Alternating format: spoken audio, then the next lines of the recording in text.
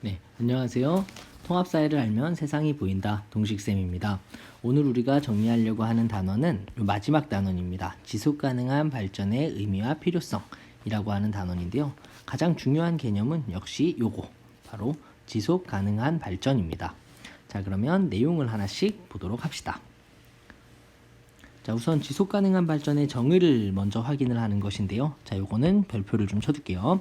자, 지속가능한 발전이라는 건 말 그대로 발전을 하긴 하는데 지속이 가능한 걸 얘기해요. 영어로는요, sustainable 무슨 뜻이지? 버틸 수 있는, 견딜 수 있는, development 발전을 이야기합니다.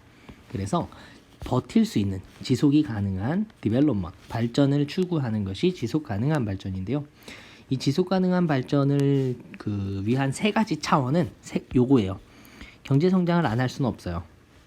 그리고 경제 성장을 하는데 환경 보호도 같이 신경 쓰자. 그리고 이것에 대한 분배가 정의롭게 실현이 돼야 된다. 그래서 지속 가능한 발전은 경제 성장, 환경 보호, 사회 정의 요거 세 개가 핵심입니다. 자, 이 내용은 몇 번을 강조해도 지나치지 않을 것 같아요. 지속 가능한 발전의 세 가지 차원은 뭐라고요? 바로 경제 성장, 환경 보호, 그리고 사회 정의가 되겠습니다. 지속가능한 발전의 정의는 여기 아래에 있는 내용이에요. 미래 세대가 사용할 자원을 낭비하거나 여건을 저해하지 않는 범위 내에서 현 세대의 필요를 충족시키는 것을 이야기를 합니다. 이것이 등장하게 된 이유는 오늘날 지구촌에서 있었던 다양한 문제들이 있죠. 자원도 고갈되고 있고, 환경도 오염되고 있고, 생태계 파괴되고 있고요. 빈부격차 점점 늘어나고 있고요. 그리고 아까 봤던 그 자원과 관련된 그 갈등과 분쟁 같은 것들이 점점 늘어나는 것을 보면서 이 발전을 하는데 발전을 아예 안 할 수는 없어요. 그렇지만 우리 미래 세대가 사용할 것까지 침해하면서 이렇게 발전할 필요는 없다. 다시 말해서 미래 세대가 사용할 것들을 남겨두면서 현 세대의 필요를 충족시키자. 라고 하는 컨셉으로 대두가 됩니다. 자, 다시 한번 강조하겠습니다. 지속 가능한 발전의 세 가지 차원. 어떤 것들이 있어요? 자, 경제 성장을 안 할 수는 없습니다. 경제 성장을 하는데 뭘 신경 쓰는 거예요? 환경 보호와 그리고 사회 정의까지. 다시 말해서 경제 성장과 환경 보호와 그리고 사회 정의 이 세 가지를 모두 충족시키는 형태의 발전을 우리는 뭐라고 표현하는 거예요? 지속 가능한 발전이라고 부르는 것이죠. 이 지속 가능한 발전은 제가 되게 좋아하는 표현이기도 합니다. 지속이 가능하다는 건 장기적으로 봤을 때에도 꾸준히 할 수 있다는 뜻을 의미하기도 하거든요. 자, 지속 가능한 발전과 관련해서 대표적인 개념들을 정리합시다. 자, 생태 발자국 그리고 생태 수용력이라고 하는 것이 있는데요. 자, 생태 발자국의 정의를 먼저 확인을 해둡시다. 생태 발자국이란 인간이 소비하는 자원과 서비스를 생산하고 폐기물을 처리하는 데 필요한 땅의 면적을 이야기합니다. 쉽게 얘기하면 인간이 자원을 소비하잖아요. 노란색으로 쓸게요. 자원을 소비하고 혹은 폐기물을 처리하는데 필요한 땅의 면적을 이야기해요. 인간이 막 자원을 소비하고 폐기물을 많이 생산하면 생산할수록 이 생태 발자국은 점점 커지게 될 거예요. 반면에 생태 수용력이라고 하는 개념은 이 지구가 인간이 소비하는 자원과 서비스를 재생산해 주는 거예요. 재생산해 줄 수 있는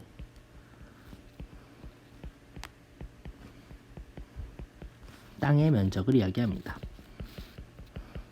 자, 그렇다면 우리가 방금 이야기했던 지속 가능한 개발을 위해서는 뭐가 더 커야 할까? 생태 발자국과 생태 수용력 중에 뭐가 더 커야겠어요? 요게 더 커야 되겠죠. 만약에 생태 발자국이 더 크다면 지구는 더 이상 늘어나는 폐기물이나 소비되는 자원을 충족시킬 수 없을 겁니다. 자, 이와 관련해서 재미있는 자료가 있어요. 자, 세계를 기준으로 했을 때 2012년에 생태 발자국은 약 2.8 정도 됐대요. 그런데 생태 수용력은 1.7이었어요. 바꿔 말하면 이미 세계적으로 생태 발자국은 생태 수용력을 초과한 상태입니다. 근데 우리나라를 기준으로 보니까 어때요? 우리나라는 2010년 기준으로 봤을 때 생태 발자국은 5.7인데 글로벌 헥타르인데 생태 수용량은 0.7 글로벌 헥타르래요. 그러면 와, 이거 미친 거 아닙니까? 우리나라는 굉장히 자원 소비량이 많은 국가입니다. 그래서 이 지속 가능한 발전을 위해서는 엄청 뭔가 노력이 필요할 것 같아요. 노력이 필요합니다. 왜냐면 지구를 지키는 것은 너무나도 중요한 일이기 때문이에요. 그래서 이 어떤 노력들을 할 수 있는지를 정리를 해봅시다. 자, 지속 가능한 발전을 위해서는 여러 가지 노력을 해야 하는데요. 개인뿐만 아니라 제도적인 형태의 노력들도 필요합니다. 그래서 우리는 이거를 각각 나눠서 개인적인 노력과 제도적인 노력으로 정리를 할 수가 있겠습니다. 자, 우선 개인이 할 수 있는 일은 뭐가 있을까? 첫 번째로는 자원이나 에너지 소비를 줄이는 것이 있겠네요. 그리고 화석연료에 너무 의존하지 말고 화석연료 의존도를 낮추고 신재생 에너지 같은 것들을 사용하거나 생활 양식을 친환경적으로 바꿔야 할 것 같아요.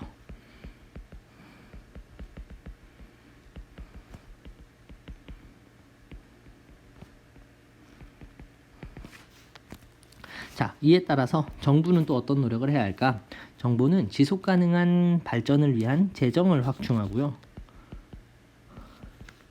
그리고 이 자원을 재활용하거나 지속 가능성을 높일 수 있는 기술 발전에 힘을 써야 할 거예요. 또한 이 교육과 홍보를 통해서 개개인들이 자원 절약을 실천할 수 있도록, 그리고 국제 협력을 강화함으로써 지구 전체의 문제로서 지속 가능한 발전을 할 수 있도록 노력을 해야 합니다. 여러 가지 재밌는 사례들이 있는데요. 그 중에 하나는 요거예요. 여러분, 우리 급식 매주 수요일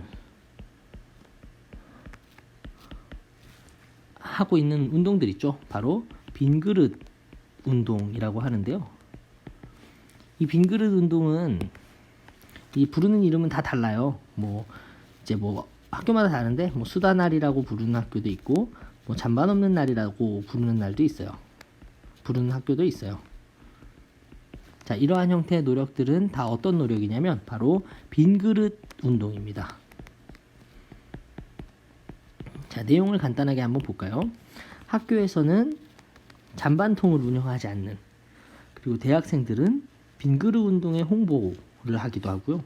뷔페에서는 안 남기면 음식을 할인해 주거나, 유네스코에서는 빈그릇 인증제 같은 것들을 통해서 자원을 아끼고 환경을 보호하기 위한 노력들을 하고 있습니다.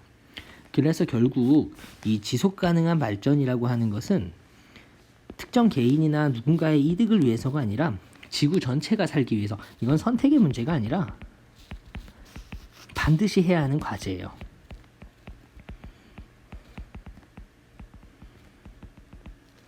과거에는 우리가 이 친환경 시대를 강조했다면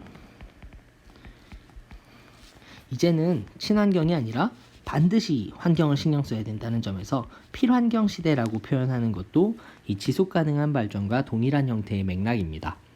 환경 보호와 경제 성장을 함께 공존시킴으로써 사회적 발생하는 이익들을 정의를 실현하는 데에도 활용할 수 있다는 점에서 지속 가능한 발전은 너무나도 중요한 개념입니다. 자, 다시 한번 정리하겠습니다. 지속 가능한 발전의 세 가지 차원은 뭐예요? 첫 번째, 경제 성장. 두 번째, 환경 보호. 그리고 세 번째, 사회 정의입니다. 이 세 가지 차원이 모두 이 세 가지 차원이 조화롭게 만들어졌을 때 우리는 지속 가능한 발전을 할 수 있어요 라고 이야기를 하는 것이죠. 자, 당장에 여러분들이 할 수 있는 개인적인 형태의 지속 가능한 발전, 환경 보호를 실천하는 것 어떤 것들이 있는지 잘 생각해 보시고 오늘부터라도 실천할 수 있는 하루가 되었으면 좋겠습니다.